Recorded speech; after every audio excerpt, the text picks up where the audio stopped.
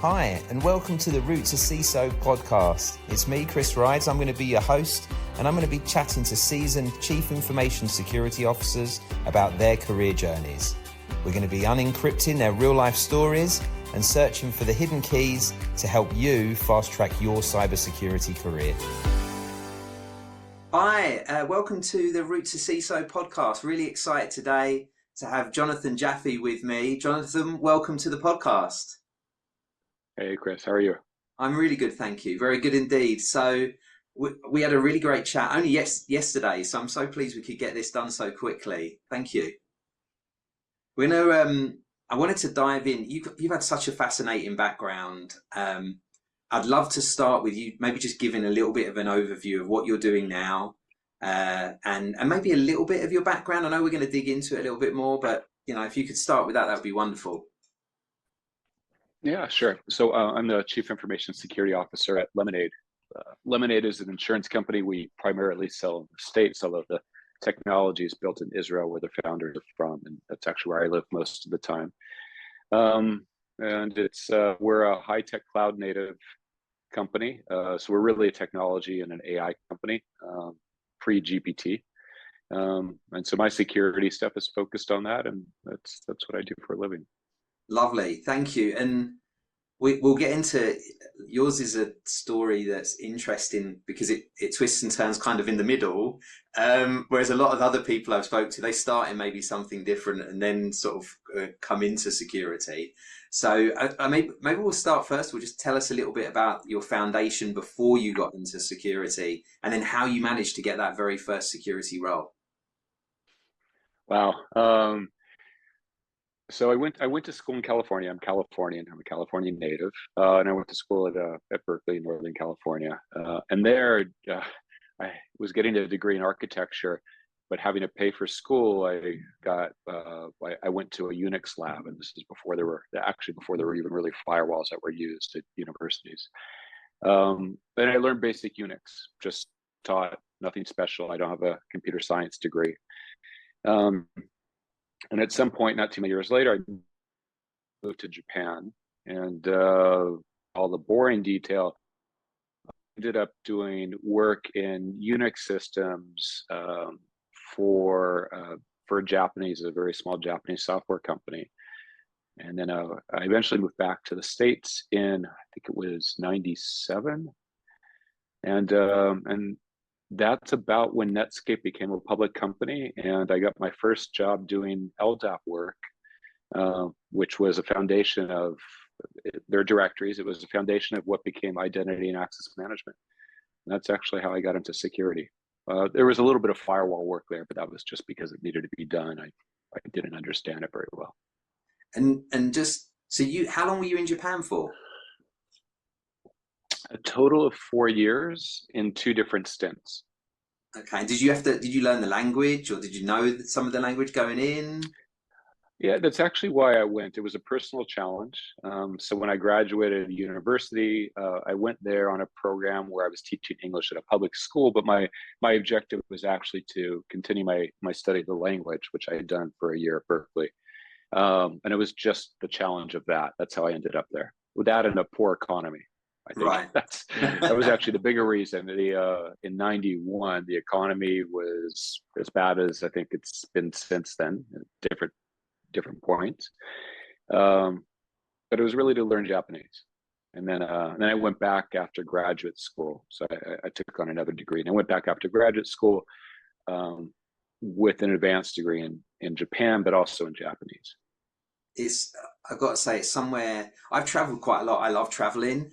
But never been there, and I've had a couple of opportunities recently. But my wife wants to go so badly that she's like, unless I'm coming with you, you are not going on your own. We are going together. This is going to be our trip. So I'm trying to figure that out at the moment. With a 4-year-old, I'm not sure how that's going to work out. But yeah, we're trying to get there. I encourage you to do it. It's a great place to visit. It's surprisingly inexpensive historically compared to how it's been over the last 20 years. It's a beautiful place to travel to, and it's really not difficult to get around. And you, your wife, your daughter, I'm sure you guys will enjoy it.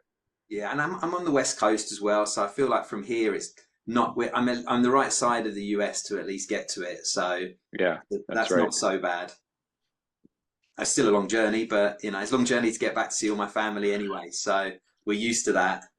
I think you're right in the middle of the two places. So yeah, you're used to it. Now, when obviously you kind of flowed into that, and then how did your career move on after that? Sort of going through from an individual contributor, because one of the big challenges that a lot of people talk to me about is making that move up through an individual contributor and then becoming a leader. So how did your career move in that direction? For me, it took a long time. So first of all, this is back before you could get a degree in security. And so everything I did was self-taught and frankly, not nearly as sophisticated as what people are doing these days. So it took a long time, but I also was a consultant for a long time doing these implementations of access management systems, identity management systems, directories, and then mail servers and everything that flowed around the enterprise access management area. So it was just a lot of consulting for different companies. So it took a very long time. It wasn't really until I joined PwC in, I think it was 2016, so well into my career, where I started off as a manager. And so I had a few people working for me, and then eventually became a director and had a larger team. And that was it. It was just through experience. Was there anything you consciously I think did? somebody who is more directed, though. Sorry to cut you off. It's the delay.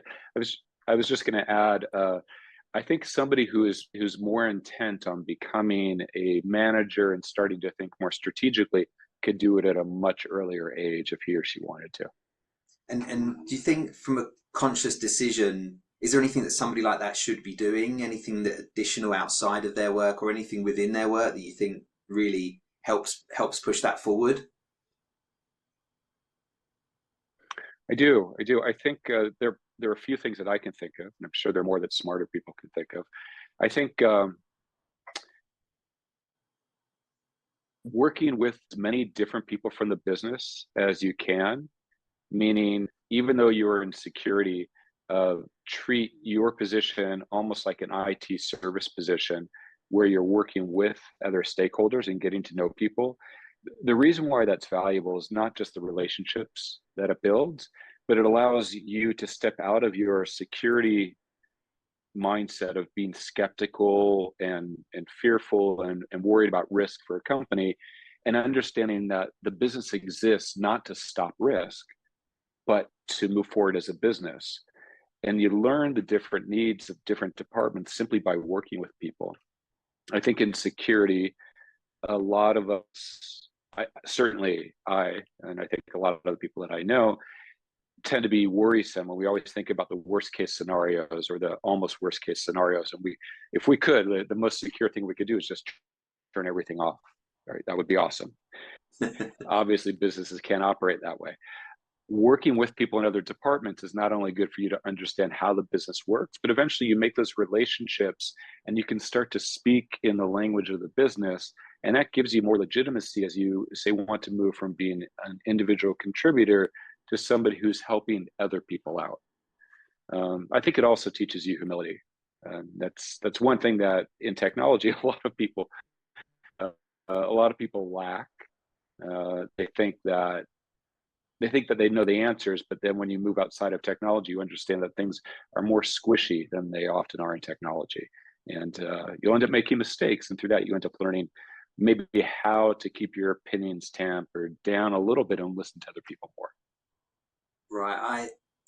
That's good, because I think I've met a lot of CISOs over the years, and definitely there are some and that are much more, I think, much easier to talk to, and there are others that like sometimes I feel like, I guess we supply a service to companies, but sometimes I really feel like we're just that service delivery person, rather than a partner that's trying to work together to find them the best people and get to really understand them. Often it's like, well, no, I'm just going to tell you what I want, and then you just go and find it. You've got a good network and you've got the time to do it. And those are the clients that we often have to like avoid if we can't manage their expectations, because it's very hard for us to make any difference if we haven't got that communication and if we don't work together in a partnership. So I totally understand that, and I've been lucky to meet a lot of CISOs. Yeah, most of them are great.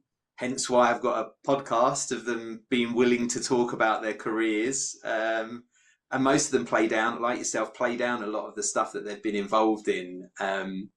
When in fact it's very, very impressive. And I think a lot of the people that will be watching this and will watch the others will feel the same way. So I from here, I was going to talk about the move up to CISO, but kind of in the middle of your career, you had a very different change. And I definitely want to talk about that. So could you let everybody know a little bit about what you did and why you chose to do that? Yeah. Most of your viewers probably won't know the show Paper Chase with, I think it was John Houseman, I think is his name. I think he's now passed away, but it was from the 70s, and it was a show. About law school, and I had always wanted to be a lawyer. So I remember watching that show when I was 10 years old. In the end, I ended up slipping into technology, and technology ended up being a really interesting and fun career. But for me, after about 10 years of doing consulting and doing security consulting, I just decided I needed something that wasn't the same thing over and over again. And I'd always wanted to be an attorney. So at night I went to school. I had 2 kids at the time, and my wife, she ended up working more. I continued to work, but we struggled through 4 years of night school. And then I became an attorney, and I took that turn, a lateral turn, and became a plaintiff's attorney. And I did that for about 5 or 6 years.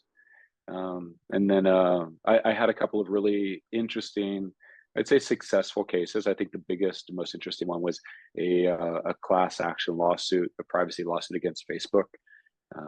That was a big one. I think it was the biggest privacy class action at the time. And I had discovered the legal theory, and found partners who were much more experienced than me because I was right out of law school. And so we did that case, and I did a few others against Microsoft and Skype and a few other big companies. And then I decided I didn't like litigation. I didn't enjoy the fighting, and I really do like technology. So I ended up going back into security. I never fully left it. I'd always done a little bit of consulting just to make ends meet, because law doesn't pay unless you win a case. And I decided, security was more fun. Did your background in security and obviously understanding around that help you when you moved into law? Because it sounds obviously privacy. We talk a lot about privacy within security, and from a recruitment point of view, we see more and more privacy engineering roles sort of nowadays than we did when we first started in 2012. So did that help you? It helps a lot. It really helped. It helped a lot in law. Like during a deposition, when I was deposing somebody from Facebook at the time, Meta now, but Facebook, it would be a lot harder for somebody to pull the wool over our eyes, because I know how databases work. I know how discovery occurs. I know how you can recall things. I know how we store things. I know where logs are. I know how logs work. So it worked out really well. And then on the security side, having a law degree has been fantastic for me. It's really been helpful. And in fact, before my current position, I was also, in addition to head of information security at the startup I was at before, Lemonade, I was also head of legal. And so it's fun to be able to do both of those things. It really does give you not just an ability to understand the issues that the business has, but it also gives you legitimacy in other areas that your peers may not have, either in law or in security. Must give you a really interesting aspect, especially now with all of the extra pressure that's under for CISOs, and the SEC rules, and people worried about the legal ramifications of what they do as well. I'd imagine you must have a really interesting aspect. Look at those things too. I could tell you, I think it's probably more sobering for me than some of my peers, because when I read the laws, I understand how those can be executed and what things can trigger those rules in a way that I think a lot of my peers don't get, because they just expect counsel, the legal department, to tell them what to do and what not to do, and otherwise they'll take care of it. So it's sobering. I mean, those rules they have teeth. I mean, at some point, hopefully, I see you up speaking or presenting somewhere on that, because I don't think there's many people that will have both of those sides, and I'm sure there's a lot of people that probably need to understand them a lot better than they currently do. And we're on a podcast that's about the route to becoming a CISO. A lot of people, if they knew a little bit more, might be like, route to maybe I don't want to become a CISO anymore, right? There's a lot of things you have to bear in mind. What was it that drove you to obviously, before you actually got your first CISO, why did you want to become a CISO? I think it's terrible, but I think, like a lot of us, it seemed like if you're on a path, and we're in a culture where titles matter, it offers a lot of legitimacy, and I can't pretend that I'm not subject to that degree of external affirmation, the need for it. And at some point, you want to rise as much as you can until I think at some point you realize none of it really matters. But by that point, you're probably 80 years old, and you realize how trivial titles are and positions. So part of it is ego, and I'm not going to deny that. I wanted to be the most highly respected role in security, not in the world, but I mean in the field of security. But a lot of it is also, you also just, at some point, you feel like you really do know the right answer more often than you did before. And you probably have a good sense of how to execute strategy and policy in your area because you've been doing it for so long. And the higher up you go, the more of a strategic decision maker you become. So that's obviously another reason. And along with title, of course, you always assume you're going to get more money. Maybe you'll get options, other ways to round out your career financially so you're comfortable. Those are all the material things that we all suffer from, and that was part of it. But I think a good part of it is that decision making, like your opinion will be listened to by more people. And so hopefully you're right in that you don't make poor choices, and the decisions you implement do make the company more secure and still allow the business to go forward.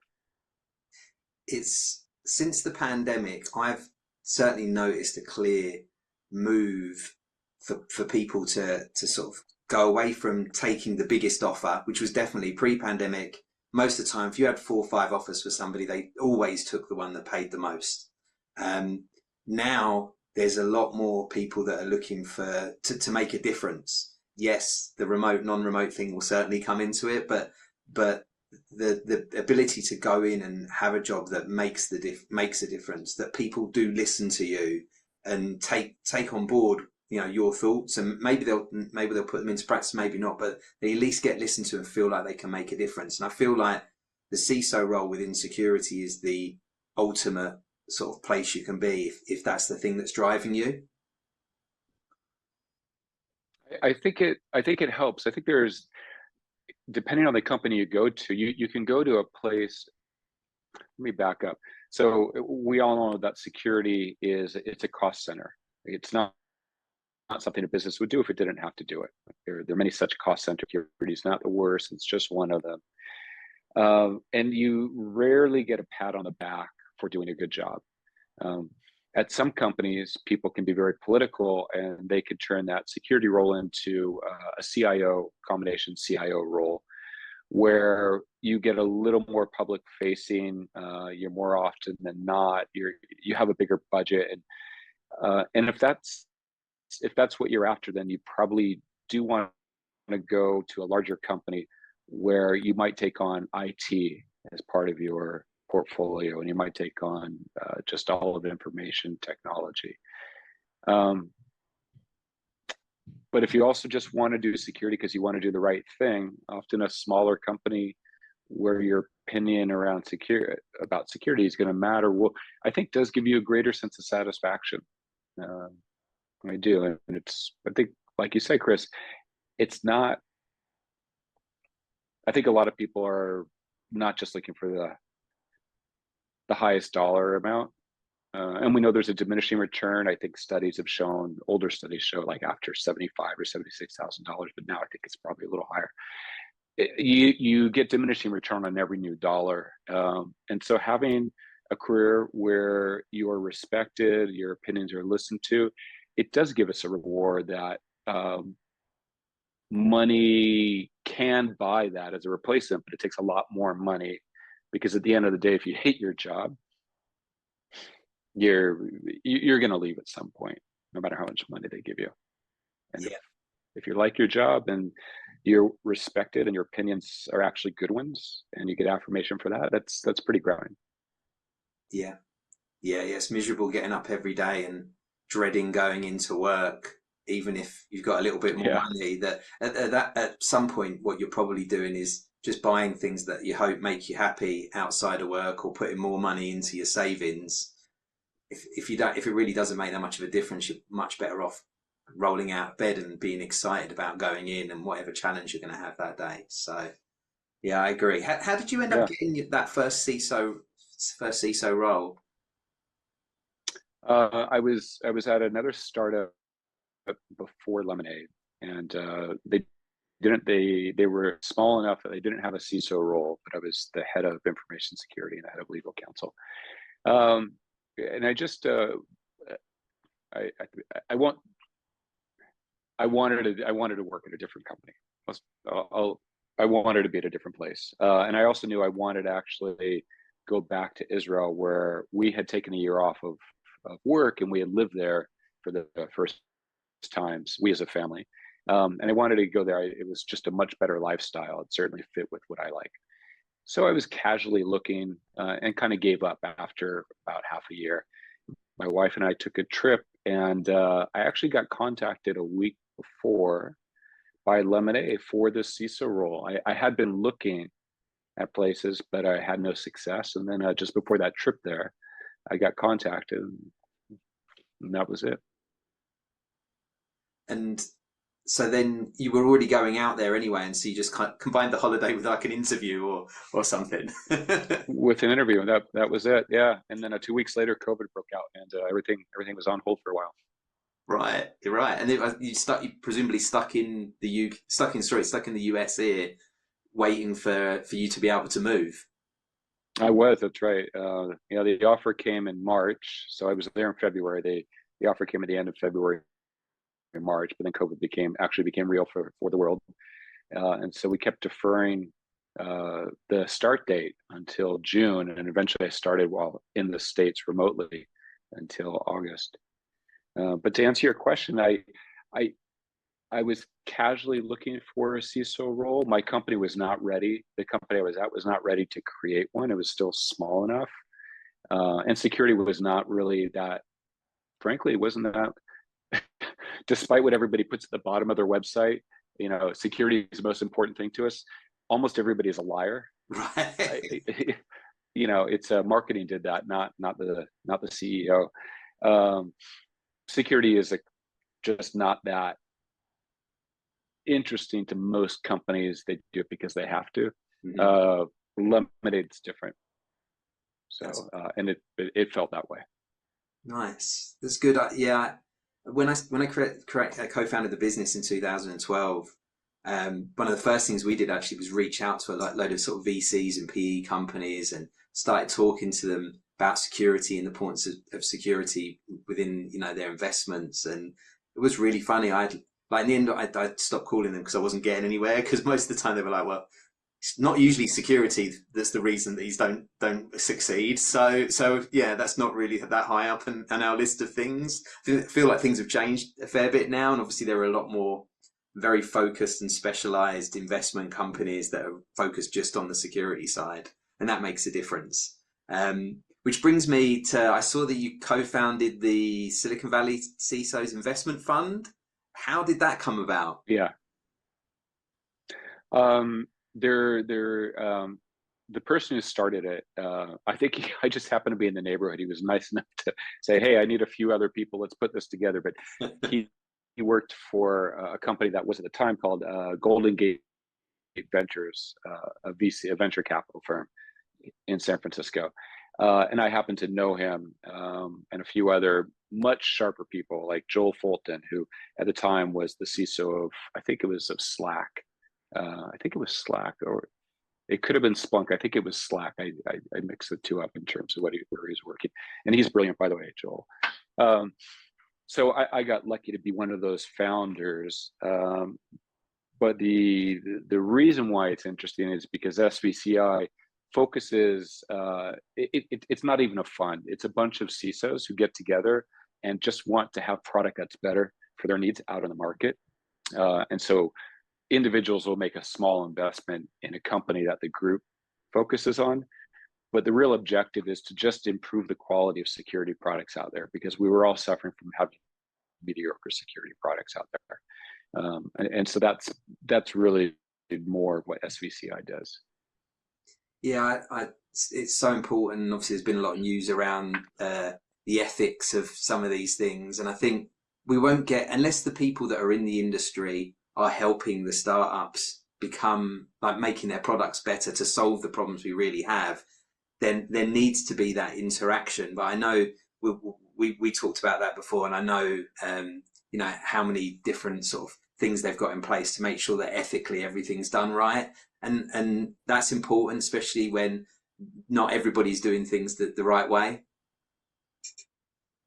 Yeah, I think most VCs that I know are absolutely above board. I think you're referring to the article that came out in Calculus about Cyberstarts. Right. I think that is Cyberstarts is an absolute outlier for how all other VCs work. And that's why it made the news. Us in the business have known about Cyberstarts for some time now. And all the people that I know actually would have nothing to do with it. We personally, this is my opinion, it's just not a model that I'm interested in. And that's not how SVCI operates. It's not how most VCs operate. Maybe it's not unethical, but it feels wrong to me. But no, most people I know, almost everybody I know in this business wants good product. They want to make a living, but they really want good product. That's what it comes down to. Right. Yeah, because your job's really hard. If you've not got the products to help you solve the problems, your job's a lot harder too. So yeah. Well, not only that, labor is very expensive in security, right? We all know this, right? It's well paid for a reason, and that's because it's harder and there are fewer people who do it than other areas like DevOps. So you need really good products that reduce your dependency upon hard to find, very expensive labor. And we just weren't getting those quality products a while ago. It really has changed. I work with many startups in Israel. It's probably not surprising to your audience. I do work with a lot of startups in the States. In fact, just before this call, I had a meeting with another fun startup, and it was just an hour of me giving feedback as a potential buyer about how to improve the product, which is what SVCI really does. And that's without any investment in this company. It's just, how can we get this product out there? There are so many interesting startups, security startups that are coming out. And that's actually another reason why I enjoy my job and the way that my job is that I like technology, and I think a lot of your audience members probably really like technology. Working with startups, which I encourage all of your audience to do, don't go for the big companies because they will always have market. Work with the small teams that are desperate to use real data and get active feedback from you, where you don't even have to pay them any money in the first year or two because they just want to improve the product. And you get to play with the greatest stuff. Can I just tell you about just one company? There's this. I don't want to mention names because I don't know who's in stealth mode and who's not. But right. This one company is a deep fake protection or prevention company. And where they're at right now, they're very early, but they showed me the iteration of what they have now. The technology will listen to video calls. You put a plug in, it will listen to video calls, for example, and it will tell you if the person or any member in that call, it will try to tell you, assuming they'll be successful, is actually a deep fake. Is it generated? Is the video authentic, or is it being generated on the fly by a service? And we're starting to hear about this actually happening in real life. And that's really cool, because none of my peers are using this stuff. I'm actually helping in a very small way develop this product, not as a smart person, but as somebody who's saying, oh, this will work for me, this won't work for me, we can't deploy it that way. And then we'll be slightly more protected when we deploy this technology than most of my peer companies will be. It's fun. It sounds so interesting. I kind of want to do. It always makes me want to do like a fake podcast episode with a deep fake, right? And then have them like show what they're doing. You can do it. Yeah, that would be so good. Yeah. I would. Maybe I should just deep fake myself, and then we could record multiple of these all the time, right? That would be another way. Then my wife would get all the jobs done. It's an efficient way to go.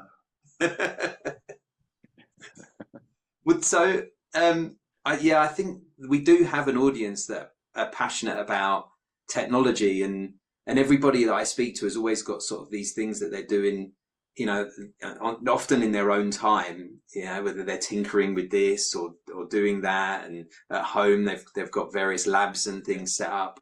And it's funny to even hear, a lot of the CISOs are still doing that sort of thing, because maybe they're much more strategic and less hands-on, and they just want to still keep their hands in. So yeah, that's a great way to do it, partnering up and getting to really understand what startups want to do. We're lucky. We do some go-to-market for funded startups, and we've gone in and put sort of early stage, we put employee number 7 into one company. They're now over 60, and helped them build their team. And that was a really enjoyable project. I actually like working with startups because they make decisions very quickly. They know that there's competition for all of the people, and it's much, much less bureaucracy. It's like, yes, this person fits. Right, now they're going to speak to the co-founder, and okay, right, yeah, we want to offer them, and this is how we're going to do it. And there's nothing better from a recruiter's point of view than having somebody that's decisive and knows exactly what they want. And then when they see it, they hit the button. I encourage everybody to do more stuff with startups, because it's very enjoyable. And it really is. It really is. Yeah, and interesting just also for us to hear about what the latest technology is and what they're working on. You never know. I introduced the one that we put number 7 to. I introduced to 2 of our clients, 2 of the CISOs that I knew, because they were talking about something. I said, oh yeah, we've actually just helped this company and put them together, and they ended up working together. So sometimes that sort of stuff get to enable some business as well, I suppose. Now you've had some changes in your career, and certainly last 18 months has been an interesting market, ups and downs. Now we've seen many more layoffs than we've probably seen before. And I think some people have had to take roles that they don't necessarily feel is the next step in their career. Maybe it's a side step or a backward step, or at least they feel it's there. I try and encourage them to realize that I can't really think of anybody I've met that's just had a perfectly straight ladder of a career. Obviously you had one that you chose to sort of change, but did you have anything else that sort of happened in your career where it was really maybe a backward step or a sideward step, but it's led to some really interesting stuff for you? I'm sure there are things like when I was much younger and I had an offer from PwC when the cybersecurity practice was 20 people. I decided not to take that because I didn't want to travel, and I was just about to have my first child. Had I taken that, I would have had a very different and probably financially very, very successful career path if I'd stayed with PwC. Either I would have become a partner, or I would have left midway and became a director or CISO much earlier. I don't regret it, but I think that was a legitimate path, and ultimately I did go back to PwC after many, many years, and saw people that I worked with and started that practice. When I started at that practice, who actually became partners, and they're doing really well. So I could have taken that path. I don't regret it, because I think I've had a pretty interesting, very interesting career as well as life. But that was probably a step back to stay in consulting and making the short-term dollar, which is what I was doing by staying in I should say individual consulting. So where I went back and continued to work for myself rather than stay with PwC. So for the short-term monetary gain, I probably gave up the long-term monetary gain, as well as the prestige of possibly becoming a partner at a well-respected consulting company. On the other hand, I ended up doing really interesting things and have lived in many places around the world, and that's become invaluable. Like being able to take a year off and move abroad, or live in Germany or Japan or the Netherlands.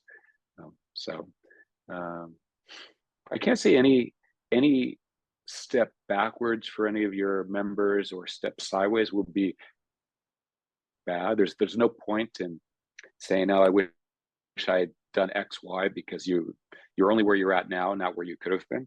Mm-hmm. But if somebody wants to keep moving forward, if they make a misstep and they want to correct course, they can correct course. They can go down a different path. I think you never really set yourself back, as long as your mindset is to move forward in some direction. Yeah, you're guessing at how it might have turned out, because you really don't ever know, right? This isn't sliding doors. We don't have a movie where we can see what had happened if, but if this had happened, this is how your life had turned out.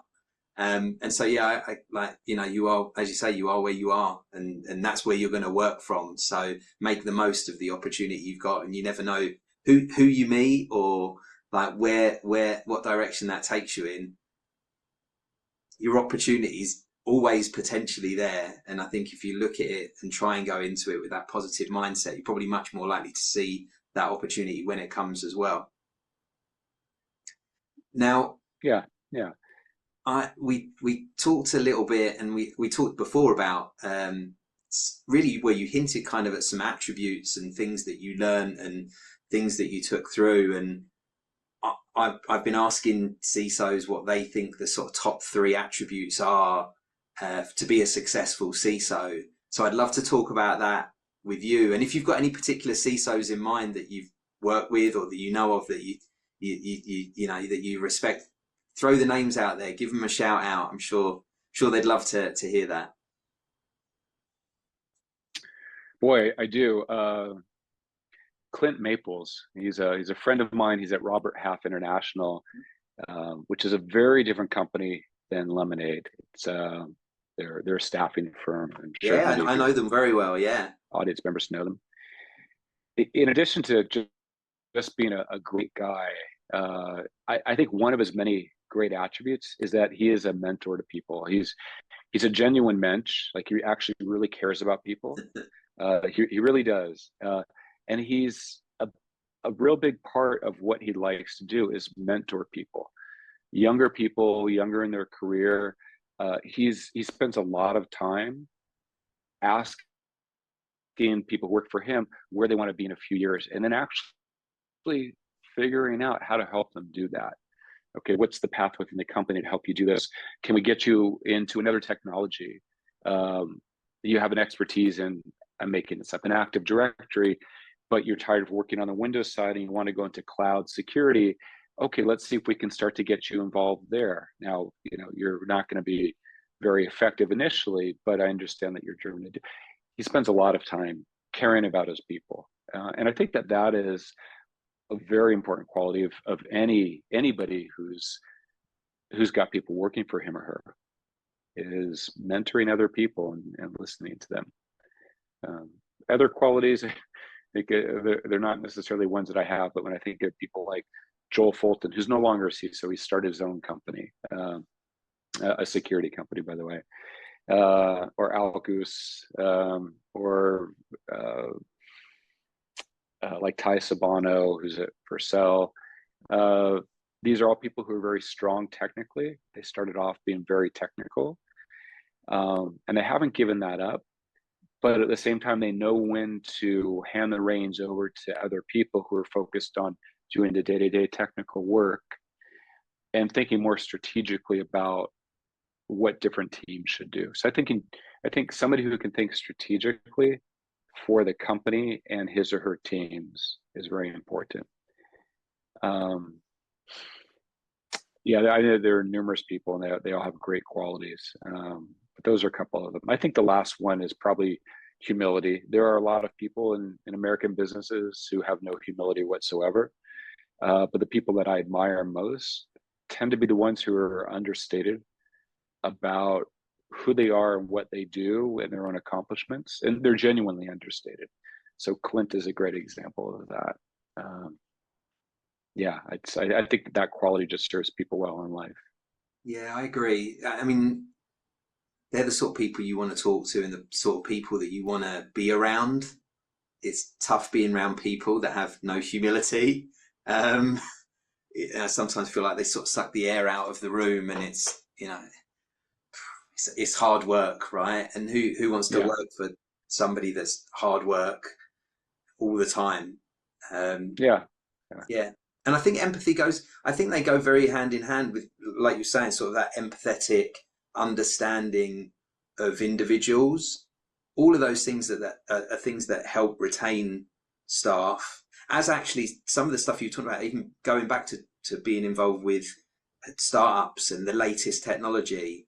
When we spoke, that's a great retention model, because people are so passionate about technology that all of those things can help keep your staff. I mean, don't get me wrong, I like a little bit of movement, but maybe that's just my job, but not too much. Just not the people that we place, just the other people. Right. But yeah, I mean, I think like retention's always been really important. And when I look at it, so I did a talk years ago now, and I did something, I called it the retention triangle. I think it was DEF CON, actually. It was a while back. And I put this retention triangle up and said, right, okay, what the three things I've noticed over all the years of doing recruitment, there's three things that people leave for. And it's job satisfaction would be one of them, location or commute would be the other, and then compensation. And that's the three. And generally, in my experience, if one of them is pretty bad, people put up with it because the other two are good. Once you get to two of those things being bad, they're definitely looking. They usually have already, getting a job at that point. They never really get to all three being terrible because they've usually already moved on. But that's why I've always put the retention triangle. And I think that job satisfaction and technology and having a good boss, that all sits under that sort of job part. Yeah, so I'm a big believer in that. Chris, so one of the characteristics I think is important for a job is affirmation, recognition, and appreciation for one's work. Does that sit under that top part of the triangle of jobs? Okay. Yeah, 100%. Yeah, that would be under job satisfaction, and so what we would use that for would be then to, when we were talking to people and understanding their reasons for moving on from their last job. Those are really important because that helps us identify what types of jobs and what types of companies are going to be a good fit for the next one. That's no good if some of their issues lie in one particular area, and then you find another job that sounds really good, but that they're going to have a similar issue there. There's no point in putting them in. That will come out in an interview. We realize that.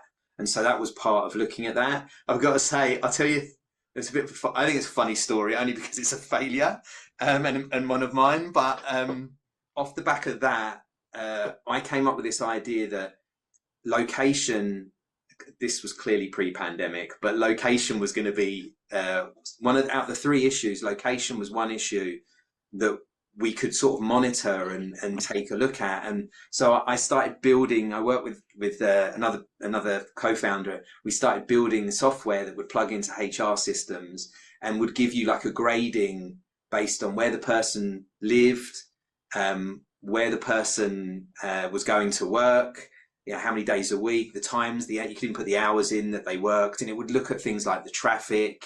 It would look at, we had it then later planned to look at a whole bunch of things, roadworks. So you could predict if it was going to get worse for them. And you could also tell when it would get better. And the idea was that a good manager could then have conversations around, do you know what? I've noticed that, you live here, traffic's really bad. Maybe a couple of days, these 2 days of the week, you could work from home. And this was before everybody was working from home.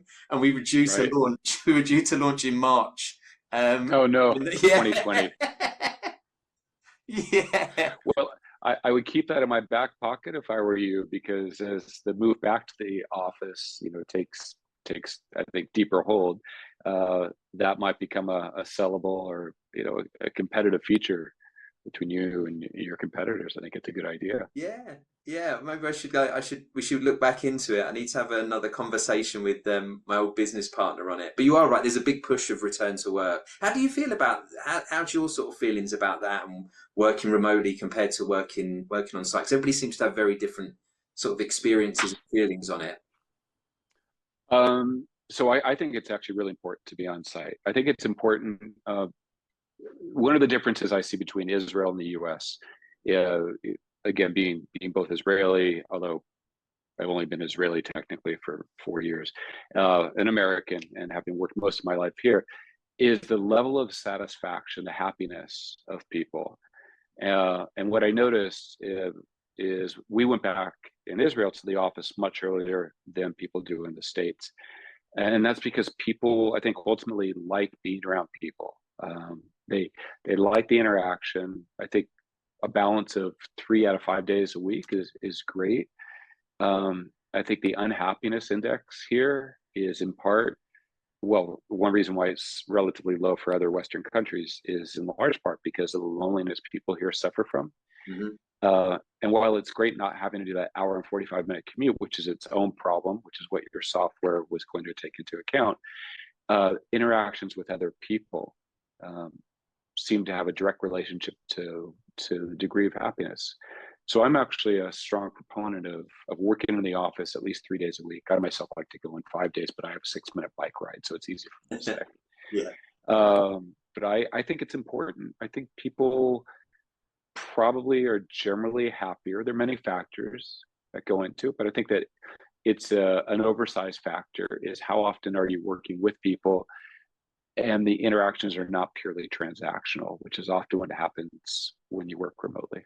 Yeah, I'm on the same sort of plan as you. We pre-pandemic we actually did 3 days a week in office and 2 days out, so we were hybrid before most people were, and it was really enjoyable. I always looked forward to going into the office, as I thought, like I think everybody else did at that time. I think pandemic hit, people got used to working from home and maybe having a lot more flexibility, but I still miss doing that. Well, we're all a bit spread out now, so it's just not practical.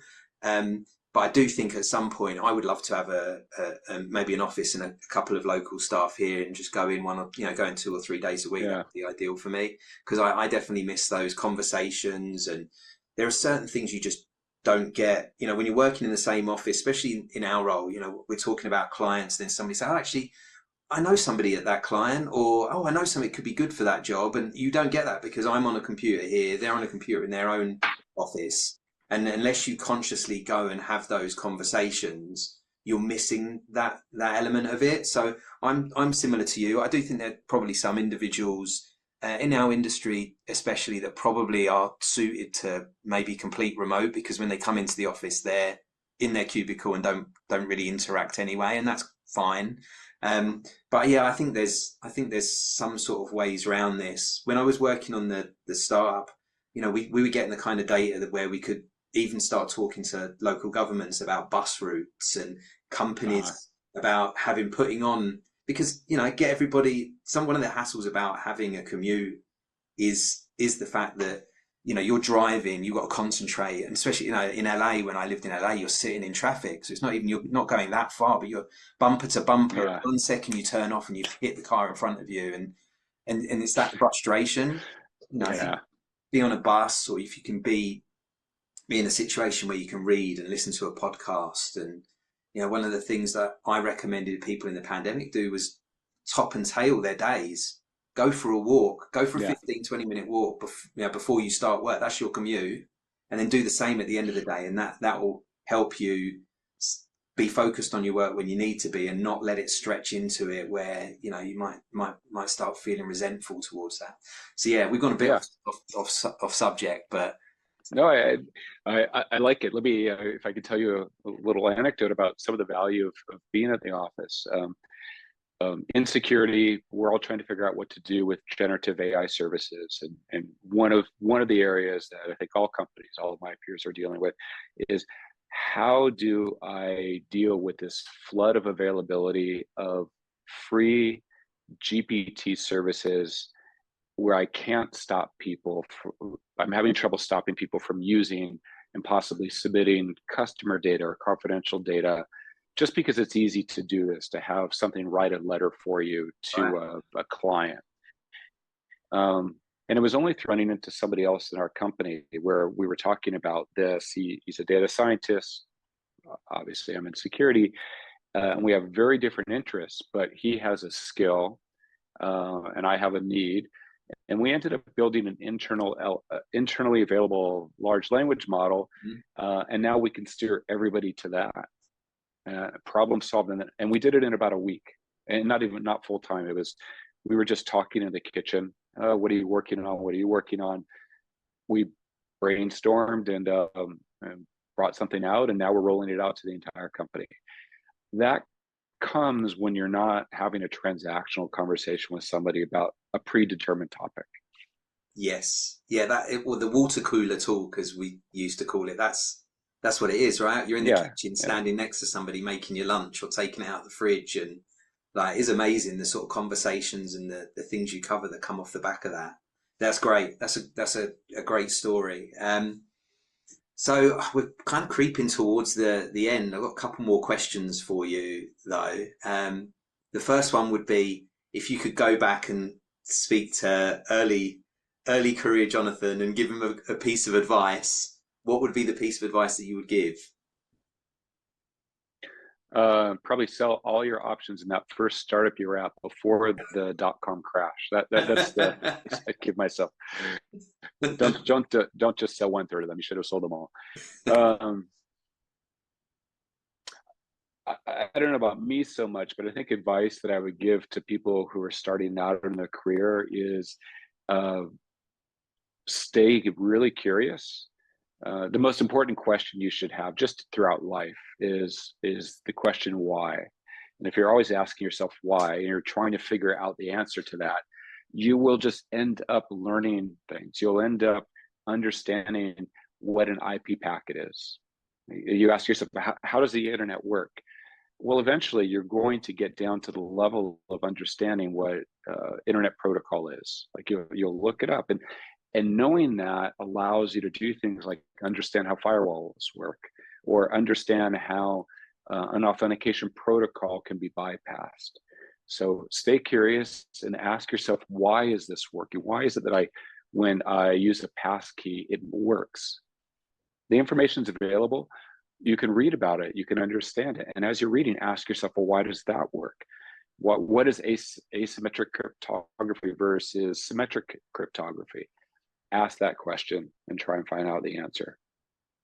It's funny because, so I've got a 4-year-old, and having hers been completely life-changing, as it is for many people that have kids. And I think one of the things that I've not really, as you're saying that, it's kind of making me think more that one of the reasons why is that child, like, enthusiasm of the world, right? Everything they see for the first time. And then it's like, Daddy, why does that happen? And why'd you do that? And I'm having these really enjoyable conversations with a 4-year-old, and I'm having to think about things that I've never explained. And as we get older, we lose that, like, just the normal process of asking why.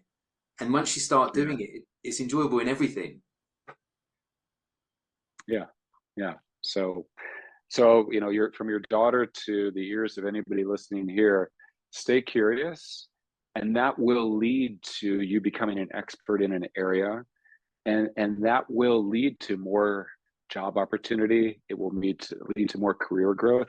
Mm-hmm. And I think ultimately it will just lead to more interesting life, because you will be intellectually engaged with things more. Excellent.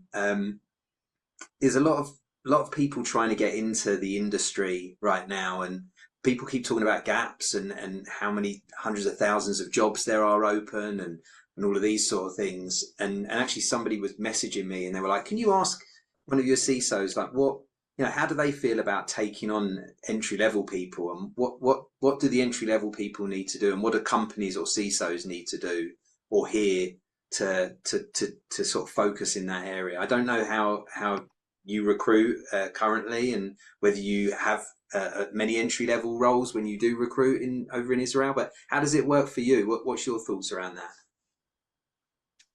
So I've opened up 1 or 2 entry level roles in the last couple of years. And what I look for is I look for people who are curious.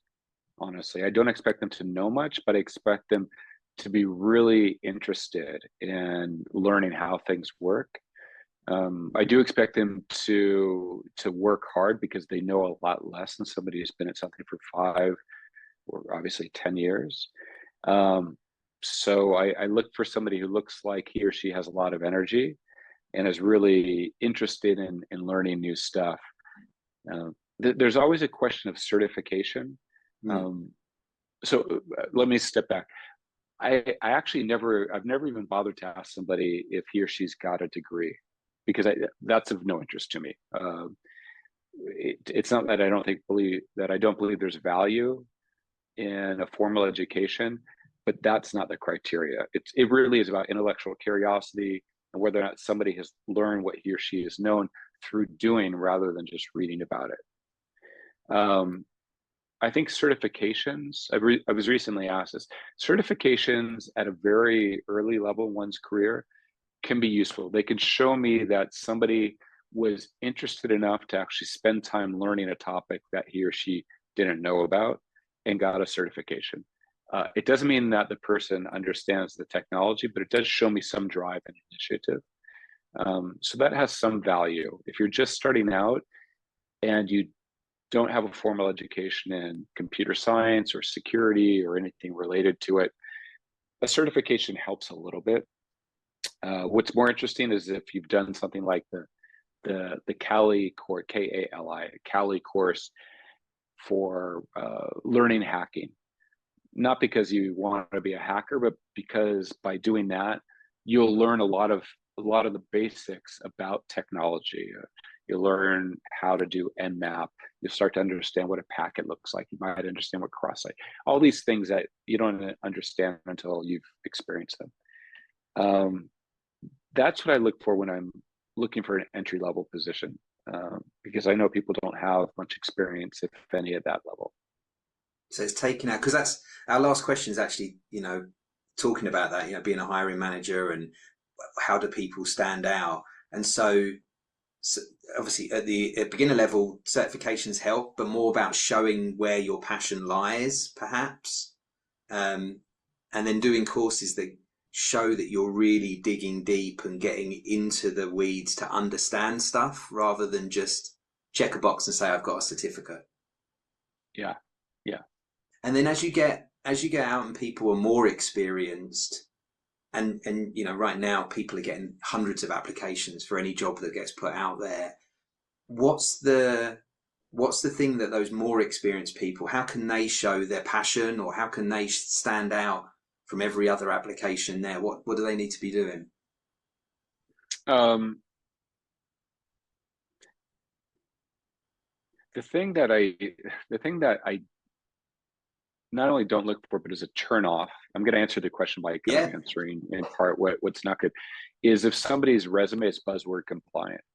Like, to me, that's if you've only been at it for 4 or 5 years and you've named every technology that is within at least the known universe, then clearly you're a master of nothing. Right. So that what I'd like to see is people who, by their experience, understand at least a couple of security domains. They don't. In fact, it's even better if they're not really related, and that's just because they've been in one area, like I'm trying to think of a fair example.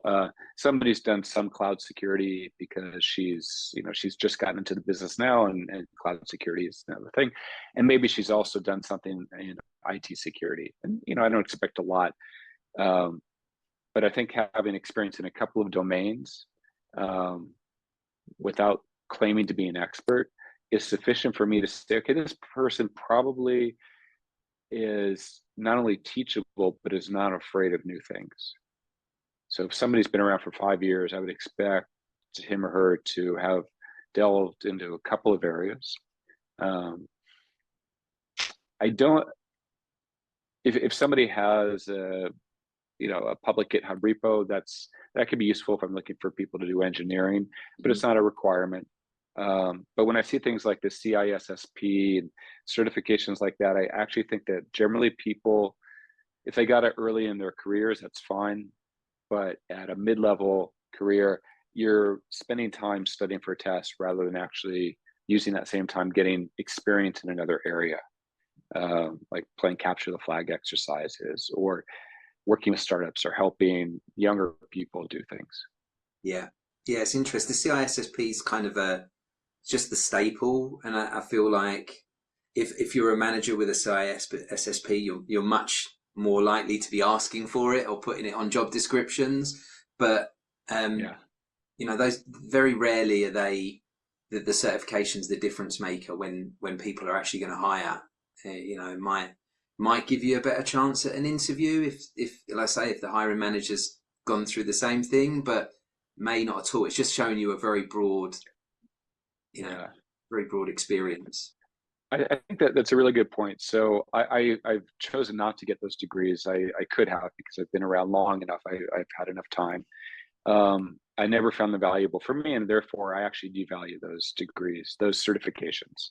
I think I got a privacy one and maintained that. The certified privacy professional. I think this was shortly after I became an attorney and wanted to focus on that area.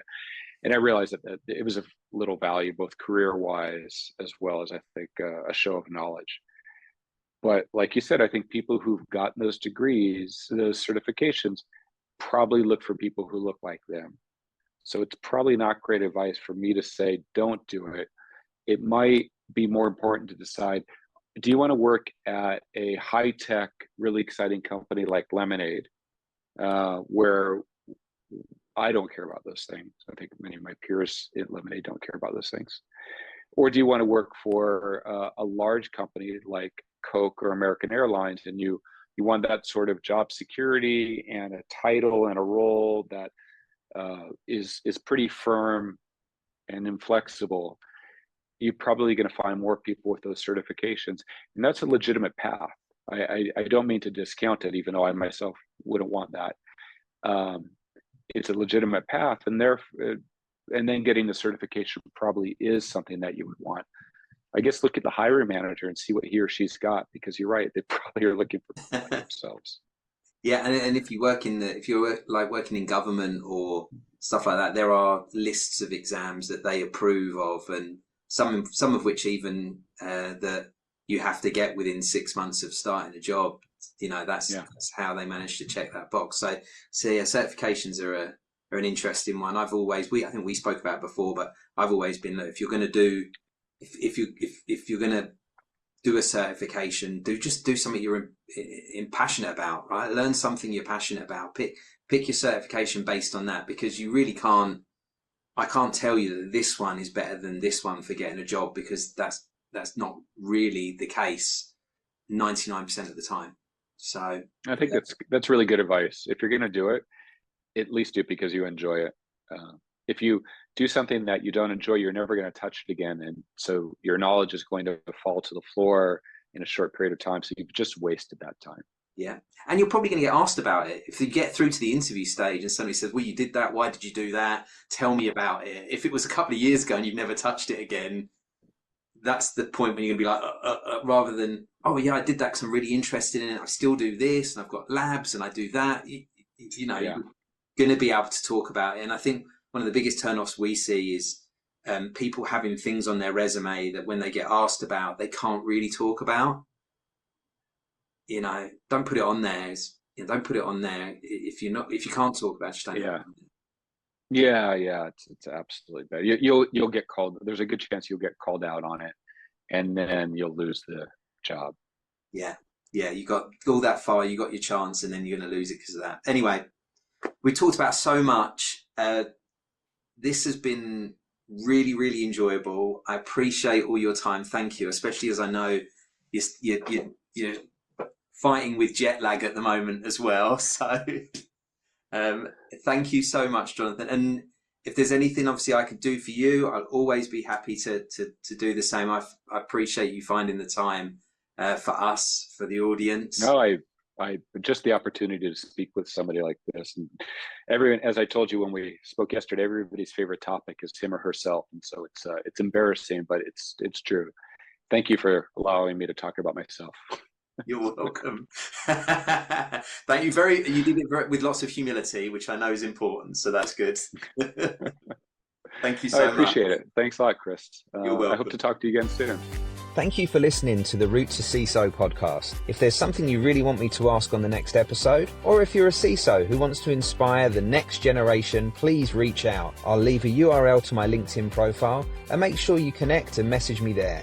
We're always looking for feedback, so please don't forget to like, comment, and subscribe wherever you get your podcasts.